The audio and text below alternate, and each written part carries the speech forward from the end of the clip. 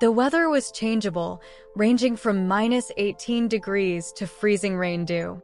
In this small neighborhood, people paid little attention to the stray dogs that roamed the streets. Except Bertha. Every night, like clockwork, she would wait near a house, patiently awaiting the arrival of a familiar figure with food in hand. Bertha became a solitary guardian, surviving on the meager gifts of a kind soul who saw beyond the indifference of her neighborhood. The region's population, tired of their own struggles, turned a blind eye to the fate of these abandoned animals. Bertha, however, was an exception. She was an extraordinarily noble creature who demonstrated an altruism that set her apart. The narrator, moved by deep compassion, had plans to rescue Bertha and her friends from the rough streets. The hotel where the narrator housed animals had limited space. The old dogs, with their bodies and souls worn out, needed a warm place to rest, away from the cold and indifference of the world. One fateful morning, Bertha broke her routine.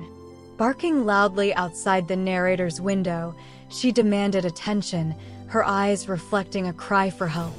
Arriving in a hurry, the narrator found Bertha standing in a puddle, her fur decorated with pieces of frozen snow.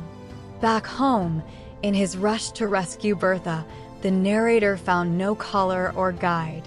Despite the setback, a surprising turn of events occurred. Bertha, as if she understood the tacit invitation, eagerly entered the building and, without hesitation, identified the narrator's apartment. The connection between them seemed unspoken but deeply understood. Once inside, Bertha's large body towered over the entrance, but there was no resistance.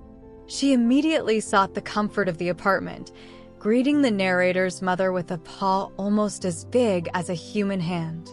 Her communication was clear, a request for affection that was answered with light scratches behind the ear. In a touching gesture of gratitude, Bertha refused the offered food and water.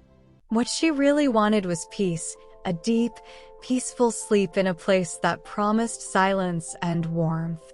Drying herself with a warm towel, the narrator and her mother watched Bertha lie down on the couch and hold a toy, a symbol of comfort that she didn't have the strength to play with.